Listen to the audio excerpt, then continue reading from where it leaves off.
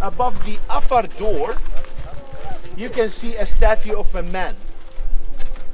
Can you see him? Oh. We believe that he is the owner of this tomb, Abed Mango, the son of Salah. This was his name, as most of the people they believe. Yeah, let's go.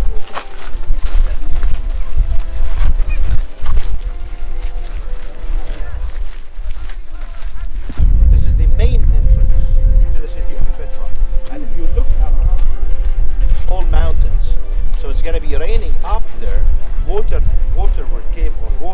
came really fast, like flash flooding. So it would destroy everything. So that's why the Nabateans, they built a wall. So you can see this wall. They changed this area to be like a dam or a lake. And all of this area, you can see it, they converted to be like a lake. They also dig a tunnel which is over there, and they change or they divert, let's say, the water which is over here in the dam, all the way behind the mountains till the end of the city during the case of emergency. So it was really huge project. And inside this tunnel, which we call it the Dark Tunnel, we discovered the real name of the city of Petra, which was called Rakim at that time, or Rakko. This was the name of the city. Because Petra is a Roman. It means what? Rock. Rock, like Peter. Exactly. Yeah, so the Arabic name, it was called Rakim at that time. And by the way, this floor where we are standing, we can keep continuing. This floor where we are standing, it's filled in. So it should be lower than that, if you get me. So even this dam, it was used for defensive purposes.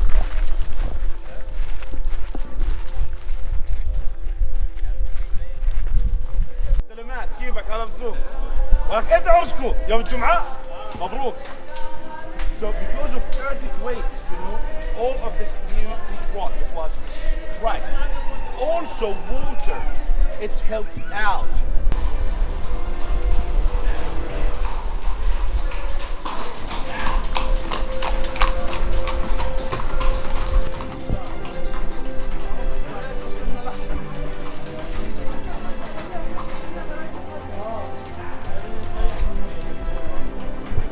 Open the mouth, use your imagination.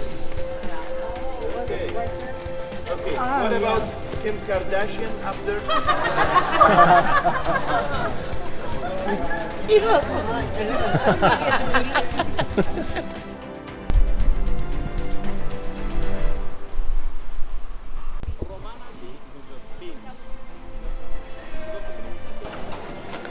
So walk to the side and keep looking down. Don't look forward. If you will look once forward, you will spoil the moment. Trust me for this.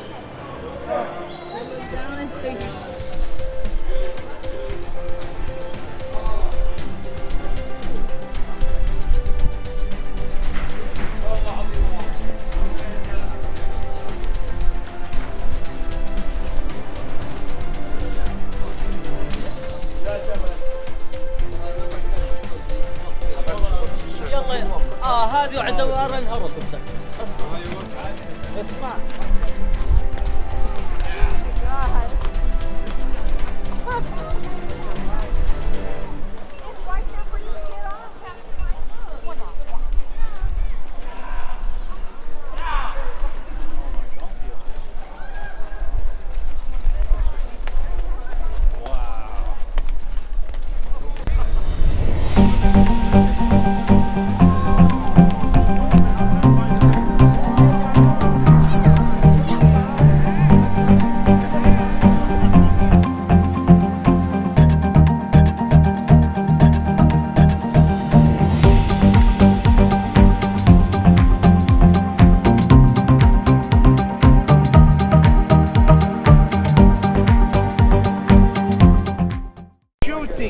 This spot, so if you can focus, you will see lots of dots. This is because of bullets. Bullets. They were trying to break up these rocks, and they were trying, or they think that all the gold and the jewelry will fall over them, but they were wrong. In 2003, we discovered 3 tombs under this facade, and we discovered that one of these tombs, it belonged to the beloved king of the Nabateans, and his name was Aretas IV. Have you ever heard about this name? Aretas or Aretas IV.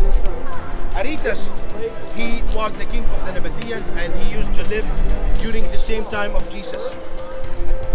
So we're talking like 2,000 years ago. And he gave, Aretas, he gave his wife, his daughter as a wife for Herod Antipas, the king of the Jews. And who was Herod Antipas? Son of Herod. He was the one who, or the son of Herod, right? But he was the one who cut the head of who? John the Baptist. John the Baptist. And you know the New Testament, it's telling us that Antipas, he used to flirt the wife of his brother, Herodias, and she was happy about how the king is looking at her. He thought that she was very sexy. And John the Baptist at that time, he used to punish Herod Antipas. Shame on you. You can't have an affair with the wife of your brother. So she felt jealous because of John. So once upon a time, there was a birthday party. And who came to this party? She or her daughter? Her daughter, Salome.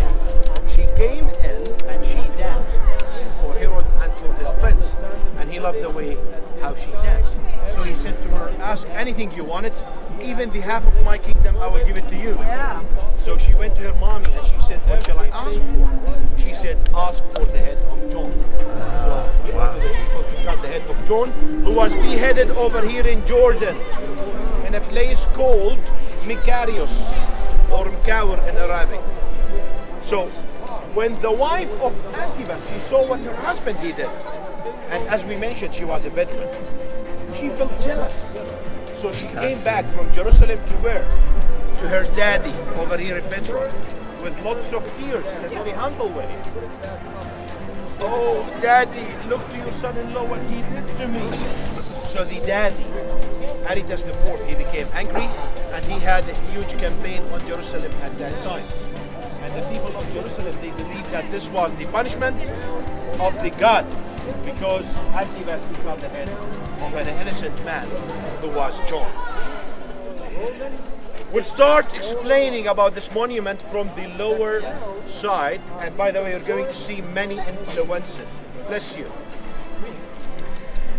We do have a main chamber in the middle, and remember Indiana Jones, and by the way, it's just a chamber. And Indiana Jones, you know, they used to go abroad, okay?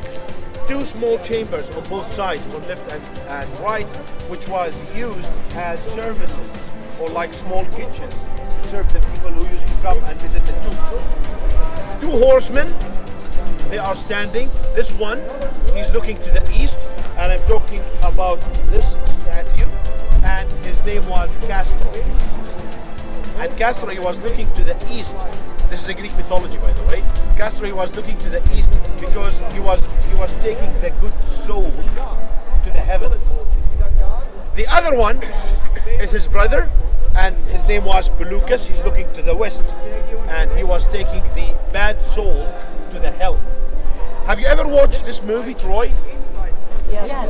When a warrior died, they used to do what? Put a coins around his eyes, right? So this was the fear for Castro, to take his soul to the heaven. Little bit up, you can see that there was 6 Corinthian columns, and when we said Corinthian, it's something belonged to the Romans, it's something belonged to the Arabs. So these people, they saw it outside their homeland, and they tried to implement it over here. More up, you can see a frame, and I'm explaining over here so you can compare it with reality. So this frame, it got winged animals, their tails, it's engaged with each other. Try to focus. You can see animals and their tails, it's like engaged or connected. And between their tails, there's glasses of wine, which is an indicator of what? Wealthy. Who was drinking wine at that time? The wealthy people. Poor, they couldn't afford it.